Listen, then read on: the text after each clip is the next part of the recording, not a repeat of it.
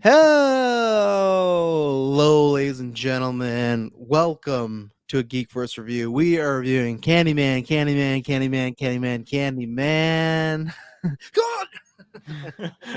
God! Yes, we are reviewing the rebuke sequel, follow-up, whatever you want to call it. I guess it was supposed to come out last year, but Nina Costa is produced by Jordan Peele's Candyman. So this is, as we always do, we're gonna do non-spoilers. We'll do a little break, and then we'll get into spoilers. So if you've not seen it, because I know some theaters aren't open, stuff like that, you can listen to non-spoilers. We won't spoil anything. Just give us our overall thoughts, likes, dislikes, recommend stuff like that, and then we'll get into spoilers for who has seen it. And yeah, Taylor, where can they find us on the interwebs? Ladies and gentlemen, you can find us with your internet connection. GeekVerse.ca is our home base. GeekVerseCast is our Twitter. GeekVerse is our Facebook. There you go, ladies and gentlemen. Yeah, just follow those because we're always updating what we have. This week we have tons of casts. We got double newscasts. We got Shang-Chi predictions. We got Shang-Chi review. Got the No Way Home trailer from last week, which was a big episode. Just tons of stuff. That's the best way to follow us when we're going to go live. We'll let you know there. And the best way to support us, because the more support we get, the more content you get. I got to find a different way to rhyme it, but I will in the future. Head over to Patreon, read the About section, and you can see what your income and everything does as far as helps us to create more stuff. As you can see, there was something on the Rocket League stream, something broke.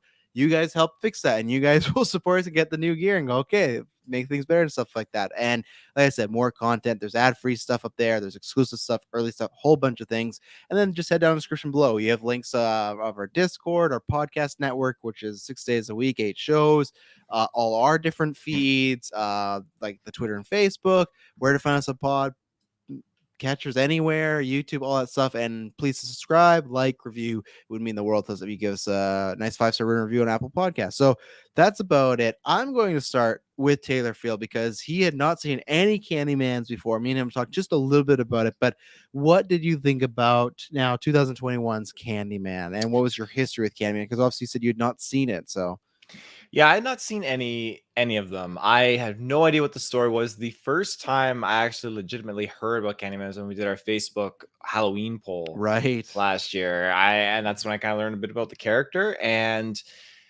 yeah, I mean, going into the theater, I didn't know if this was going to be like a physical thing, a spiritual thing, or something in between. I didn't know enough. But that being said, I wasn't even sure if I was going to go see the movie, but I asked Madison, and Madison's like, yeah, let's go see it. Let's go see it. I'm like, okay, cool. So we went. And for me, the film itself was great, just being a standalone feature that didn't require me to see the original. Obviously, if I'd seen the original, it would have had, I'm sure, connections, nods, all that stuff. Same world, obviously. So it would have had a lot more tie-ins, but I don't feel like I missed anything. That being said, I'm going to go back, and at some point here, I'm going to watch the original. You got a Doctor Strange thing going on with your hair. That's freaking hilarious. Oh, my hair just does that, you know? Yeah. But yeah, I'm definitely going to go back and watch the original, but I'm just very thankful that this wasn't like it wasn't like jumping into like the middle of the Friday the 13th franchise, like part 9 or something like that. Like it was just like its own standalone thing. I respect that. I love it.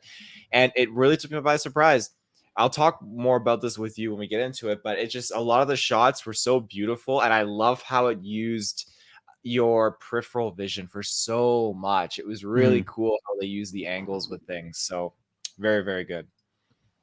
Yeah, no, so I'm a fan of Candyman. I'm not like I was gonna say I'm not the biggest fan of Candyman, but not in the sense of like, oh, I like it just enough. No, I like it, but I've never rewatched them a bunch. I think because the first one is kind of like this, where it's a bit more methodical. It's not. I think when I saw it the first time, all I saw as a kid was, okay, there's a cover, Candyman, there's a guy with a hook and a bunch of bees. This is gonna be scary. This is gonna have a lot of stuff. And when I first saw it, it's not that I didn't dislike it, but it's a lot like this movie where there's a lot of dialogue and there's a lot of like underlying meaning for society and just like a bunch of things that we'll get into that I don't want to spoil, but it tackles similar themes as far as the first one.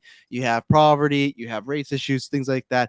But when I was younger, it was just like, okay, this was a really weird movie. And then I saw again older, like it. I think I've seen the sequels maybe once. They're not that great. I am actually going to go watch them because this film actually got me excited to kind of do a rewatch of everything. So I'm a fan of Candyman, but I couldn't tell you the lore and everything, but I know enough that I've seen enough times to be like, yeah, I can tell you what the pitch is, the story, some of the characters and everything like that, right? And what happens in it. So I had seen some tweet where someone's like, "Oh, you should really watch the first one before you see this," and I was like, "Wait, well, I've seen the first one. I think maybe in the last 6 or 7 years. So like, I feel like I'm fine."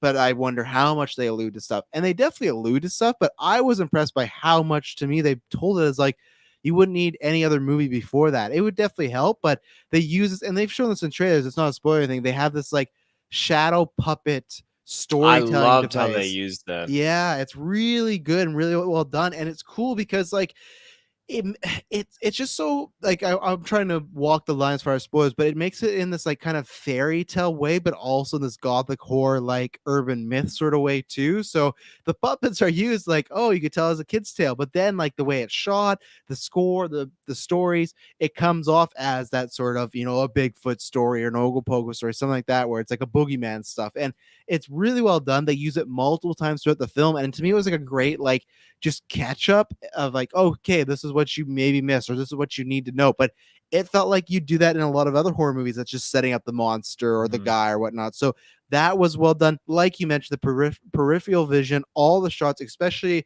like, okay, Candyman's in the movie. When Candyman is in this movie, some of the things they do with him and the scenes, really, really cool, really well done. Just some really cool camera tricks, and just like, and it's such like an ambience about it, and it was cool because it wasn't just like a regular slasher stuff. You get some gore and you get some moments, but it feels like even the kills are like smart kills, you know, like it feels like Mhm. they're thought out meticulously, and that's what's great. And the whole film to me kind of has like an intoxicating type of vibe, and I think that's on purpose, clearly, because like that's what our main character is going through. Like, he is found the story about the Candyman, and he's just getting drenched in it, and he's obsessed with it. And I feel like the story kind of puts you really well in his perspective and makes that Mhm. happen. And I feel just the whole movie, like I said, it's talking because like the score is fantastic. I love the Mhm. score, the sound editing. Like, they just have certain sounds when Candyman's on the screen, and they're like, they're not jump scary loud, but they're loud, like unsettling loud, you know. And it's just like, oh my god, that sounds terrible. And it's just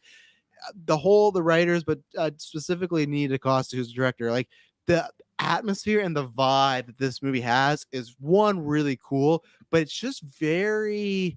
It's a mix of, like I said, intoxication. It's like claustrophobic at times. It just has that type of Freddy Krueger, like you can't escape, but even more so because the way they kind of mask some kills, and then when they get revealed, like, whoa. And it's not even, there's some gore in there, but I don't think they're trying to be like a gore fest or anything No, like not at that. And all. that's what I mean. Like, I think you could edit even down a few things and get to a PG-13, and I'm happy it's not, but it just was really well done. And I liked the first Captain Marvel quite a bit more than other people, but this got me even more so excited. The fact that she's directing the Marvels and Tiana Paris is in this movie, who's now Monica Rambeau. I had no idea where you're going with that. I thought, like, did we just like jump back into Marvel all of a sudden? No, she's directing the Marvels, and just like, uh, I had not, and I still got to watch her other movie, and I want to. It's called like The Good Things or The Little Goods or something like that. It has Tessa Thompson in it, but like, the second this happened, and yeah, you have people like Jordan Peele who produced it and wrote it, but the second I saw it, I was like, okay, she's kind of on my list now. If I'm gonna go back watch the movie, I'm clearly watching the Marvels, and kind of anything she does in the future, I'm gonna have like my ears like, okay, she directed Candyman. I'm gonna at least check this out or give it a chance because I think it was really well done. Yeah, Team the second, yeah, Duel the second, maybe. I always screw up, but he is just so good. Ever since, it's so fun because the first time I saw him was in, oh, what was that? Oh, Baywatch. So he was in Baywatch, and I knew he was cast as Black Manta. And when I saw, I was just like, there's just nothing really special about this guy. I don't really get it. But between Aquaman, between oh, there was something else. He wasn't a great Black Mirror episode. And there was one other thing. There was the Chicago 5 or the Chicago 7. But either way, he's just been establishing and getting better and better. And oh, Watchmen. Man, is he good in Watchmen. That's the one. So he's just such a good actor, and he does a really good job again of just getting thrown into this role. I feel like he does the things that Taylor really appreciates, of like, there's certain times in the characters when they make things really awkward in public, and it's just that type of humor that is, it's unsettling, but it's good. Tiana Paris is good in it, but it's definitely Yaya show. Like, he has to carry it. I think he does a really good job, and it's the more I've had time to think about, the more I've liked it. I think with the ending, I do like it. I feel just a tad rush, and this is like a clean, I think it's like an hour and a half movie. I think you could add a little bit more in there, but the suddenness of the ending does maybe help it. So I'll talk more about in spoilers, but maybe could have been just a little longer. But other than that, don't have much cons. It's in my top 10 right now. It's kind of bouncing between a few numbers, but it's one that definitely I feel like when Golden Geeks comes up, it might be in the conversation, maybe not for everything, but for a few stuff. And yeah, really well done movie. Anything to say, Taylor, before we get on spoilers? Or spoilers, sorry. No, just I think it's a movie that you should see in theaters. I really do. Oh yeah, especially seeing for the sounds and stuff like that. Mhm. So yeah, so go check that out if you've not seen it. We're gonna take our first ad break right now, and then we'll be back in Spoilerville. So don't complain if we can spoil you. So we'll be right back. All right, we're back. So Taylor, where should we start with Candyman? There's lots of places to go, but I wanna just kick off with I love how they used art. I really like mm, how they use that as kind of like a story just to kind of dive into Candyman and just like the things he was seeing and how he's expressing like this change that was going on with him. And I just don't know what it is, but it just made it much more kind of creepy. And I like how he was using it to again showcase and show emphasis to you know the cultural issues at hand, you know, with racism yeah. and stuff like that. And I just think it was really really well done. I think it was great how they tackled that, and it was freaky. Like when she stumbles in to his work like room, and he just loses it. Like My favorite thing though is like it wasn't a continuity error, but like so she runs and like yeah, this is like near the end of the film, and he's seen all the Candyman now. Fucked up. He's seen them really grotesque stuff and everything. And he gets the sheet and he goes like throw the painting, but the problem is like how they position these paintings is they're too tall for him to throw the sheets over. So if you actually watch him in that scene, he's like, "Oh, don't look at it, don't," like he's pretending to throw it over, but he's never actually trying, and he'll go back and forth. And you could just say because he's a little loopy. I think that's it, but it's just funny. Like he keeps trying, and it's not even trying at all. It's like when a actor's like eating something. But yeah, I think it was a good way because they tie it to the very first Candyman because they set this. I don't know. Like I said, I'd have to watch the other ones, but in the first one, it's clearly there's the Candyman legend, and then the Tony Todd, who you know from other stuff. He was the first Candyman. He's the one you see at the end when he transferred and like tell everyone. So happy he cameos the whole time when they meet the like the Candyman. That's kind of this story about the guy with the razor blades and stuff like that. I thought that was going to be Tony Todd in the previews, but it wasn't. I was like, oh man, they didn't put him in this movie. But one, I like the tie because his story was about art. But in the first one, that's the one I know the best. I'm not going to quote the sequels because I think I've seen them once. They never memorized with me, so that's why I want to watch them. But he was just the Candyman. It was his story. So I've kind of liked the lore that they've put in this universe that now over time, because like, and this is the thing, and this is where like if anyone has any problem with the social commentary of this movie, like with race issues and cultural appropriation stuff like that, this was all like in the first one. So it's very much like if you were to hate Black Panther 2 because it talks about race, like it's part of the character's journey. And it's I think it's like it's sad that they can use this as like a I don't know, like a storytelling device. But the fact that okay, you had the original Candyman, that tragedy happening to him, they cast him out, they killed him with all the bees and stuff like that.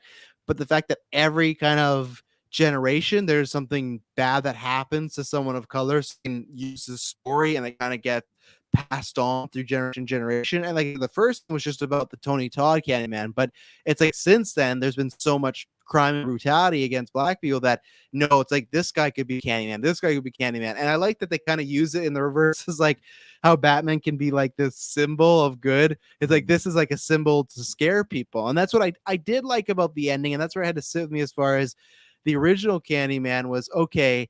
It was these white people have done these bad things to black people, but unfortunately they're also getting punished because they're, you know, it's essentially in Candyman, like they refer to in this movie, it's like the ghetto. So Candyman, when he's summoned, he'll kill anybody. He'll kill, you know, the bad people, he'll kill innocent people. But the main, I'll have to look up his name, but the main guy who kind of gets things in motion, that tells, I'll get his character's name because I just don't want to say the guy, but the guy that brings Candyman back, let's say, I love that he's kind of using it as a way to like get back at the people that have taken over his neighborhood. You know, like they're Mhm. he's gonna go like they talk about this in the story, right? Like they cut a city off, they like make it go bankrupt, welfare, all that stuff, and then they come in, buy the land, a thing that happens in real life. So now it's like in the past where Candyman was just going to go after anybody, he's going to go after the He's people that, controlling Candyman, yeah, apparently. in a way, like you can only control him so much, right? I think he's not controlling, he's just pointing the gun in the direction. Yeah. That's what I think is like Candyman, you can't control when he's gonna shoot. Well, I guess you can because you can say his name, but now it's like, well, he's in a neighborhood of people that kind of took it over. So how did you think about the multiple Candyman as someone like you had just watched for the first time, like kind of that legend is like, oh, you had this guy, the painter in the past, you had the guy that he gave out candy to kids, they caught a razor blade in the candy, the cops, and that scene is horrifying because it's like Oh God. it's horrifying because it's like real life stuff, and that's where they did such a good job. But the second, and again, the sound design of when Yaya is a kid and he backs up and all those cops go down the stairs to kill him. One's just the sound of him being beaten is terrible, but just like you hear how loud the footsteps are, and it's just when they're like he swarmed them, and it just does feel like it's just brutal. But how do you feel about like that? The kind of legend as far as the Candyman story gets to multiple people, because this guy who had the candy, it was revealed later that no, they found the razor blades again. So clearly it wasn't him, but they just killed him on the spot because they thought, oh, Well, well, it had to be him.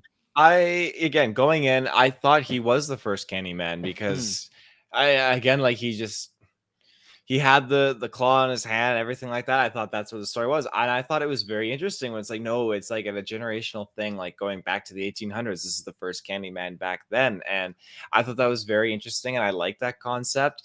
This And he was looking guy, creepy. He was looking creepy. You I come to the don't blame the washroom. kid for yelling. That guy Yeah. throws a candy out and slips out of the shadows walls. Like I'd scream too, 100%. And that's the thing that was so good about this movie, Railway, how I knew it was going to be good was like, for like that, just him coming out of that hole, the sound design and just the score, it felt fucking creepy right away. Mhm. And even though he ends up being the innocent guy, they did such a good job of like putting that vibe out. And it's like any other director, they might have done like a jump scare where you'd be like, hey kid, and it would have been like loud music. It's just you see a shadow, you see just the shot of like not his head and just like his torso down, and then you see the claw. Oh Mhm. man, that was some creepy shit. But he was the innocent guy. So he obviously like he wasn't transcending into Candyman already. His hook for a hand was pre-transcending into Candyman. Yeah, it just was Just very convenient. yeah, coincidence. Yeah. Okay, okay. But yeah, I liked it. I thought that it was cool to have all these different Candyman throughout the generations, as opposed to one that's just kind of like living. I guess it's more so like, okay, the spirit of the original just going through these different bodies or different vessels, I guess. And I liked how it did go into the main character Anthony is at his the name. end. Anthony, yeah, I like Yeah. how it went into Anthony at the end, and I felt like with Anthony, he was more so like, I'm if you're not innocent, then I will kill you. That whole thing. Um, that scene with the cops was great, by the way. Well, because that's what they have Tony Todd narrate. He's like, you will die, and people will think you're innocent, but you're not. And Yeah. that's where it is interesting to go. Because, like I said before, Candyman was he just kind of appeared and killed people, and that was always my kind of maybe a little problem with Candyman was just like, yeah, like he can kill. Like we get that flashback earlier again of this was his name, William. That was the guy who was like told Anthony about the story, stuff like that. So we get that flashback of when his like kid sister, someone got killed. And that was always my problem with Candyman was like, yeah, he's like an urban folk legend who takes out bad people, but he also takes out good innocent people. So it's like it just kind of feels like he's just getting back to the world. So I do kind of like the concept a little bit more if it is pointed at people that he knows are guilty or bad people that he'll go after, because he didn't kill Tiana Paris. I No. thought I was pissed for a while. I thought he was gonna let that cop get away who was doing that whole like that terrible, it's a good scene, but the Oh terrible scene of God, like, yeah, yeah. when he's like, oh, it went down this way or that way, and he says either you helped them or you didn't, what's it gonna be? And when she just says, oh, show me the mirror, and it's all messed up, like, but when he was getting away, I'm like, really, this guy's gonna get away? And again, that stuff is terrible because it's like I think that's what I like, where it doesn't sugarcoat stuff. That's where I do compare to Black Panther, where for a superhero movie, I was surprised where this was a sequel to a movie that did that in the past. But nowadays, you could have easily got somebody that got the Candyman IP and just like, we're just going to make this a slasher, right? And I like that they made it deeper themes. And yeah, that was terrifying when Anthony walks out and he's fully Candyman. It's like, What are you gonna do? It Like, wasn't even walking, like he was like hovering, which is yeah, that really freaks me out in things. Yeah, he's hovering. Again, the peripheral vision, covered because in it shows bees. yeah, he's covered in bees. It shows the cop like in the front of the SUV, and then it shows the other Yeah. two cops drawing their weapons, like firing, popping shots, and he's just like gliding to them, and like when then the other cop like runs up. Yeah, it's just great, like And what crazy do you do? freaky. What do you Yeah, what do do? you do? What do you do? Yeah. I so two things. I first a split second was thinking like, okay, maybe it isn't really a Candyman thing. Maybe it's all psychological, and it's Yeah. actually Anthony going and killing, doing all these murders, and he's just thinking like he's losing it. And I Yeah. totally would have bought that because they played it off kind of like that.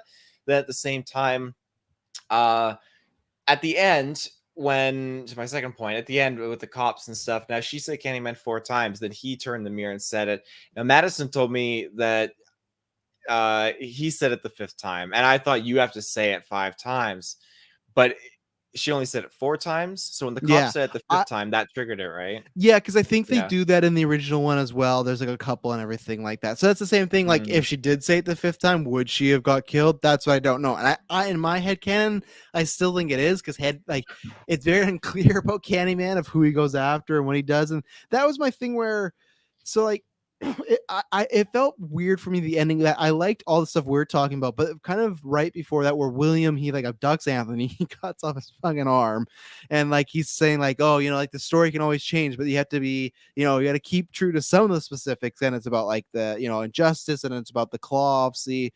So what I didn't like though was like I felt like the whole movie like Anthony was descending into madness, and I feel like it had this pace of being like really slow, and we're slowly unveiling the app, like slowly unveiling everything. And he goes to see his mom, and then the second that's over, it's just like William has him. William kidnaps Tiana Paris. William is like cutting his arm off, and like even that scene of him making him become Candyman felt really quick. Like it felt like it was a PG-13 movie where they didn't want to show you the horror, but then they cut to his arm and he's cutting it right off. So it's like, no, it's not that. So that's my only problem is like I think the William stuff in the middle was just a little rushed because we just went from Anthony being at his mom's to okay, he's kidnapped and he's here, he's sitting. Like I think there's some stuff missing in between, even at the laundromat, like when he kidnaps Tiana Paris and all this stuff. It just that's the only part where again though I have to watch it because I need to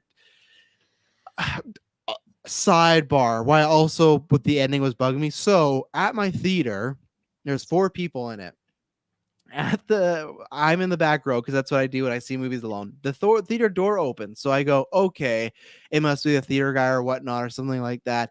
And he walks like behind us, and then he walks to the left. I'm in the middle. He walks to the left. He walks to the right, and then he walks back to the left. So he's pacing behind us, back and forth. And this is in the last 10 minutes of the movie. So that's why I do want to see it again. Because so at first I thought it was a theater guy, and then I was like, man, this is how I'm gonna die. This is some fucking He's lunatic. just whispering, "Say my name, say my name." Yeah, this is some lunatic who is walking back and forth, and he's just like I don't know, like this is like because I'm thinking all the scenarios like you could easily sneak a weapon here and stuff like that. So I do look back and I say, okay, it is a theater employee, but then the whole time he just continues to walk back and forth, and he has squeaky shoes, so his shoes are squeaking the whole time. And then eventually one woman was like, what's that guy doing? And then he messed off. But it was just like people who work at theater don't pace behind people. No, that's a new thing because like even in our theater, it? like they came in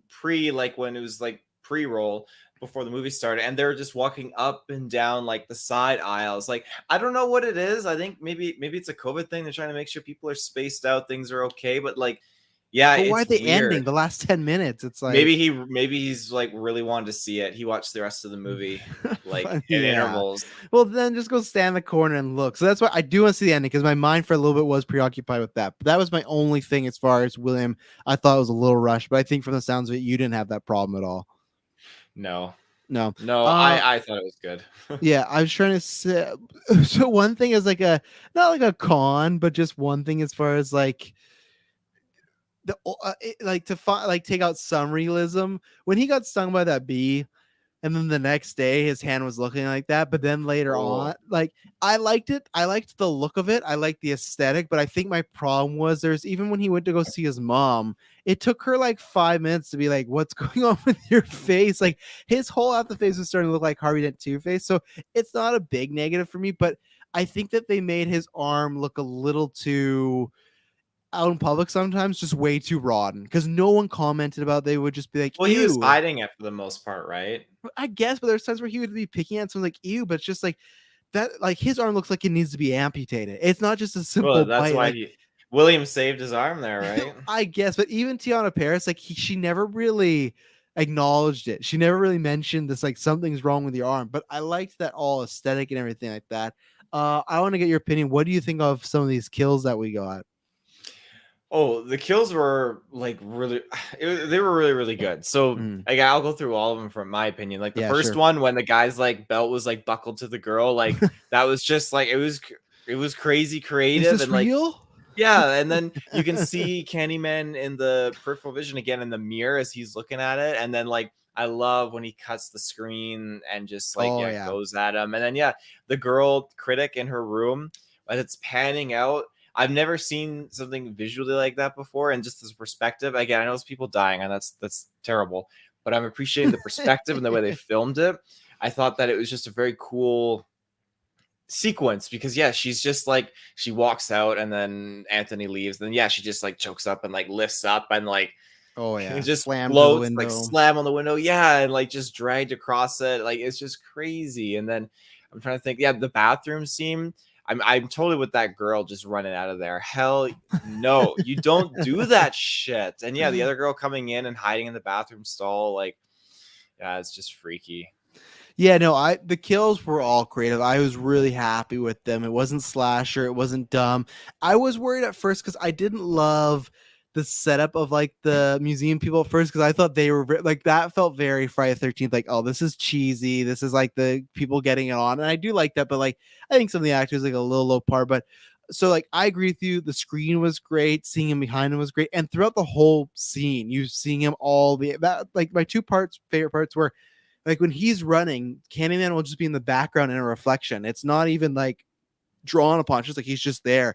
What I really liked was when he goes to the door, he just gets picked up, levitated. He gets like an axe, like almost through like the Achilles tendons or like the claw, and he starts to get dragged. But I loved when he's getting dragged, you see on the walls, like when like a window there, you see like Candyman just briefly. That's what I really liked. Like all that stuff of playing with it was really cool, and the fact that you can see him a lot of the time, that was well done. Yeah, the critic one was great because he goes to, and that was an interesting scene because you have this critic who, if you hadn't seen the movie or they need a refresher, Anthony has this inspiration of, what is Tiana Paris's character's name? The girlfriend. She is Brianna. Her brother tells her the story about Candyman, and he kind of looks into it, right? And so he has this art piece where it's a mirror and you got to open up and you see everything. And he kind of explains it as like a bunch of moments that happen at different times, but existing in the same space and time and stuff like that. That's why you look in the mirror. And she just kind of just says like, it's macabre. And she just kind of writes it off as like, it's nothing interesting, like it's not that great. But then later on, once killings start happening and people say like these art was this inspiration about that, he like, it like turned around and stuff. She's like, oh no, like it's just so unique and it's inspiring people. And even him, he's like, oh, like what changed? And it's so funny because excuse me, like how you explain that, because I've seen the first one. I knew, okay, there is a Candyman, but maybe there is a chance that all just in his head. What took me out of it was his arm. That's when I was like, okay, clearly it's not on his head, his arm backed up like this. But that's what I liked about the character. That's why I think the finale to me would have slowed down, because I like that he was descending into Candyman, because she says this stuff about the art, like, oh, it's good now, like, oh, it was always good. I'm just, giving it a more positive review that it's grown on me. He, to me, like when he's like, oh, what made you change your mind? He feels like he's like instigating like a conflict there, like drama. And when he tells her to go say Candyman in the mirror, like you should try it, it feels like he wants her to go get killed. Like he feels like he's setting her up. And that's where I was like, okay, he was like this vessel where it seemed like even on his own self as Anthony, he wasn't an innocent dude. He was starting to do shady stuff. But then in the end, we just jumped to he's a blank vessel and Tiana Paris is crying over him. Like, you can come back. I still love you. And I didn't feel for it because it's like he did tell like he set that critic up to die. He knew what he was doing. He had an idea. And that seems great too, because we had that first there's two realizations when he's starting to think he's turning the Candyman. One, that in the elevator, which was so good, when he looks up and it's like the reflective mirror and he sees him, and it's just like it looks like it's right there, but obviously it's his reflection, so he just scares himself. And then they open, there's all those students like looking. I'm like, what the fuck's wrong with this dude just laying in the elevator? But then in this critic scene, we get that moment where he sees himself in the window and his like bad hand is the hook hand.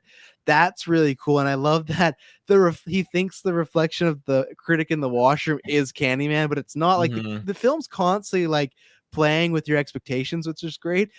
And she was in the bathroom, but they cut away, so it almost made it seem like, oh, she didn't say it. And like you literally thought, and I even too, when he ran out of that room, because sometimes I watch for this in movies, they won't show the character they were interacting with. So it's like, oh, they just shot this on a different day. They got the room. I was like, oh, they're not even gonna show her. And the second she walked on the frame, hook in the head, slammed against the window, and she's just pulled apart. And it's like no sound, no nothing. And it's just that sticks with you more than if you would have seen it up close and Mhm. personal. So that's one's good. And the kids one I liked. I think the kids one was just more so to one, get more of the people talking about Candyman, but two, just to throw in another kill, because these kids have nothing to do with the main plot, like nothing at all. They're just like okay, let's show these asshole kids who are bullies, because they were like, we had no semblance that they were assholes until that kid go on the washroom, and then they say Candyman, and then they're bullying her, like, yeah, fuck you. So it's just like, okay, we're gonna like enjoy these kills. What I loved most about this one was they do like stuff with the mirror and everything, but I loved at one point when he kills them and the girl looks on their stall and you see the blood,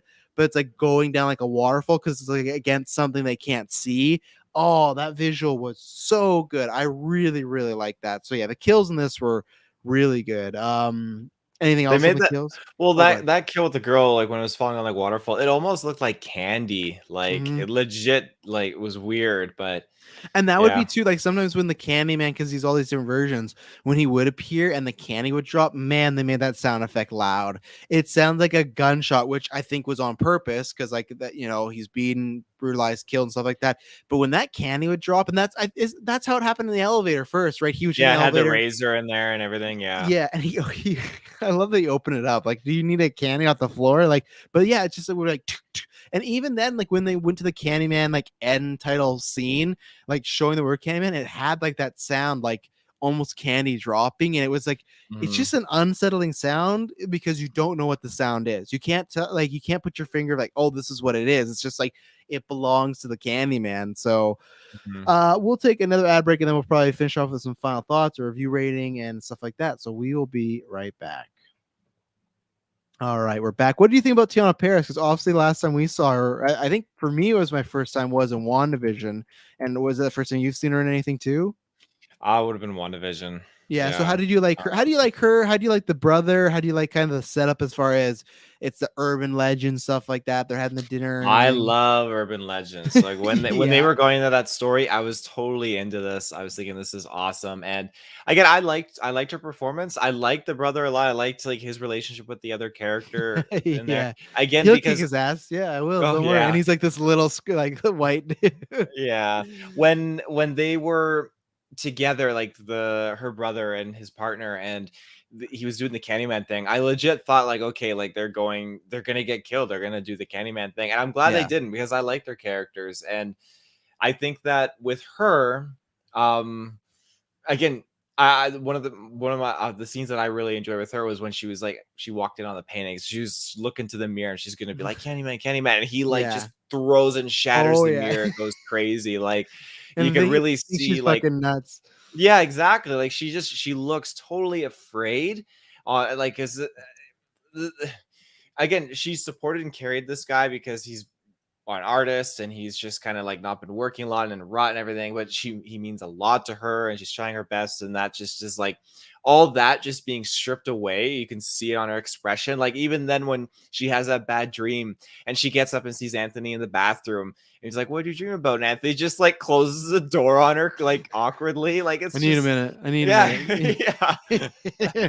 Right then I'd be like, I think I'm out. I think I'm Yeah, done. you Like know something's wrong for because sure. whether like not even the supernatural stuff, if it's just like slowly closing the door and you're like, I need a minute. It's like, Yeah. man, this is weird. And they both have the night. And that's too because they all, and I think that's another thing that I would have liked a little more that they hinted about stuff with her dad and the backstory. I think I would have liked a little bit more there because Yeah, they didn't touch upon that enough for showing the actual scene of him dying. I feel oh like they god. needed to touch more on that. Yeah, and like the big thing is he was an artist, stuff like that. And I don't even mean like he needed that much more, but it felt like she didn't like. I feel like in a movie you need that more where she really talks about it. She talks about it with a little bit with her brother. She talks about it with that art dealer who's just like, oh, you like your story with Anthony, your dad, which is such a Mhm. shitty thing to throw up there. But it's just like they're kind of saying like, oh, you're a hot art dealer because like you're surrounded by tragedy, which is super messed up. But it sounds like that's the only reason people want to meet with her is because like bad stuff keeps happening around her. But it's like I was waiting for that moment. She was gonna really talk about it a little bit more. I feel like we never got there, and that's why I think some of my problem with the ending. I feel like there's just like 15 minutes missing before we got to that point, but Mhm. it's still fine. Yeah, I really liked her. I thought they had good chemistry. I liked all the moments of like I said. I brought the the scenes that I just thought of Taylor. Like it's in like it's unintentional humor, but when she meets that big art dealer or whatever from New York, and they all Oh, find out the critic's dead, and Anthony just gets up. He's like, "I have to leave," and she's like, "Anthony," and he just books it at the door, and the door yeah. won't open. And then he like, it's just like, what would you do in that situation if your boyfriend you just said, "Hey, this critic died," and he ran for his life out of the restaurant. And she literally said, like, don't mess this up for me. Like, just I really need this one. So that was good stuff. I love to when after the mirror and the brother's like, yeah, no, no dick is good, like worth like all this Candyman bullshit and everything like that. And when they go back and he's like, Anthony, I'm here with my sister. Show Yeah. yourself. Show yourself right now. We are picking up her things and then we are leaving. He was really good. I like he Yeah. felt like maybe that's how he acts in real life, but he just felt like such like a natural character. And like when they had the little meeting talking about their dad, it was all good. Like you never like sometimes the character and I like I said, I still would have liked a little bit more of her, but she wasn't just the girlfriend character. Again, could have added a tad more, but I think she had actual some things to do in this, and I liked their dynamic of like you said where he had one like when he started he had one big hit piece that's kind of kept him afloat for all this time, but everyone keeps bugging of like when's your next piece when you're and he just not Mhm. inspired by anything like that. And that's what I liked too where she I love the scene where he tells the story and she does like the practical like, hey, it's not really subjective, it's very literal, it's very violent, but if you're passionate you see something, go with it. That's what I liked. It wasn't like I thought we were gonna get that generic girlfriend thing where she just talks him out of it. And it's like, don't do this. This art's bad. But she didn't. She said, like, hey, like this is gonna be tough to sell, but if you really believe in it, go for it. And she's kind of like that the whole movie until he's starting to go like uber crazy fans, and she can't really defend him anymore. So I'm trying to think. I looked at my notes. I think I got everything I said. I got like keep saying like the score. It's just the score and sound design in general, but I really like that. Like you said, the opening credits are really good. I loved all that, Mhm. especially because I feel like with superhero stuff, we're so used to seeing buildings from a top now and like Yeah. panorama. So it's just like this looking up. It's just like it's very ominous and everything. Even the title cards were all flipped around, like monkey Mhm. paw stuff like that. So that was really cool. But I think I hit most of my notes. Do you have anything to shout before a final rating? No, I'm ready to go for it. You go then, sir. Yeah. Final rating goes like you definitely made a good couple points about just how like the ending is a little bit rushed. And again, like I'm nowhere near I'm gonna say like it was a perfect movie, but it definitely had a Mhm. lot of stuff that I just thought was good. Like I want to rewatch it again. It motivated me to Yeah. watch the original, and I think that's a huge success for a revised sequel continuation starting point film after so many years. I'm Yeah. gonna give it an 8 out of 10 because I just thought it was like so much of it Wow, was that's lower than I thought I was gonna go actually for you. well, again, like I was thinking a lot about what I wanted to give it, and I was probably gonna do like a 9, but I the rushness of the ending, you definitely make a point because you're going from the mums and learning that he was the The baby that was to child be that got thrown in the fire. kidnapped, yeah. That's huge. And then them just like skipping to him being kidnapped and not getting to see the actual like fallout of that with the mum. All we see is a struggle away in a doorway with the mum. I do think that this is actually pretty big of a knockoff for it. Well, and two things I hate, like this is just such a movie cliche. He's leaving because yeah, they do that big reveal. Which my second thing was I was spoiled on. I was so mad on Twitter. I've seen two things. Someone spoiled something Mm, from Free Guy, and it's one of these things where it's not someone I'm following. It's just like topics you're interested in, and it was like Candyman showed before, and the person tweeted like. oh, just so you should know, he is the son of this person, and it's Why really would important. someone do that? And like for me, this was, and I'm fine. I'm always preaching like, if you haven't seen a movie or TV show, mute words because you might get spoiled. And I still abide by that. This was on the Wednesday. This was before I'd seen the movie. So it's like people that a critic that's clearly seen that. And then when I saw that, I went, okay, clearly we probably learned this in like the first 5-10 minutes of the movie. So it's probably not a big deal. And then when it was like one of the last things, and I knew it the whole movie. So luckily the movie was good, but it was one of the last things. Like, man, I was pissed. But the back to the first point, she like he's mad he didn't tell her that he was the baby. It's kind of like a destiny thing. He's walking out. I hate in movies and TV shows when like, don't leave, let's talk. And when they get Yeah. the doorway is like a force field where the mom cannot walk there anymore. She's just like, Anthony, come back. Anthony, why aren't you following him down the hall? Your son is not looking good. He's half raw and he's clearly distraught. But that Yeah. happens in so many movies where it's like the second a character gets to the door, the other character can no longer follow them. It's like, oh, sorry, you've left my house. I can't Yeah. go. So I'm a little higher than you. I'm a 9 because I have like this stuff with Tiana Paris, Beyond. I'd want to learn a bit more, and the ending was rushed for me. I think I could get to 9.5. I'm excited to see the ending again with no squeaky shoes, but I still had a few like minor problems. It wasn't a perfect movie, but yeah, I really liked it. Like I said, I don't know if it like if you were making a top 5 movies, is this in a Golden Geeks top 5 right now for you? Is there like on the line? I feel like it's. I I would gotta look say at the it's in list, there. but I it's would in definitely there. say it's in there. Yeah. Yeah, like I got Yaya for sure. I got the score, but yeah, I there's a few. I think it's kind of like on the bubble for me, but it's in the nominations that I would bring it up. So I'm excited for Kirkland to see it and everyone else. So yeah, well, we Mhm. did it. We reviewed Candyman. I don't think it's doing very well at the box office, but I don't think this is like a like really the ending does set up a sequel, but I don't see that. I feel like Not for a while, at least. yeah, like I feel like you'd have to do something else with it, but you never know. Money talks, right? And there's tons of movies that get sequel that we didn't need it. So, yeah, ladies and gentlemen, thank you very much for tuning in this. If you agree with us or disagree with us, or you felt we missed something, you want our opinion, hit us up on YouTube, Twitter, Facebook, or Discord. We'll answer you there. But as always, just thank you for listening, and we promise when you hear from us next, which will be Shang-Chi. That's gonna be our next review. That will not be boring. Bye bye.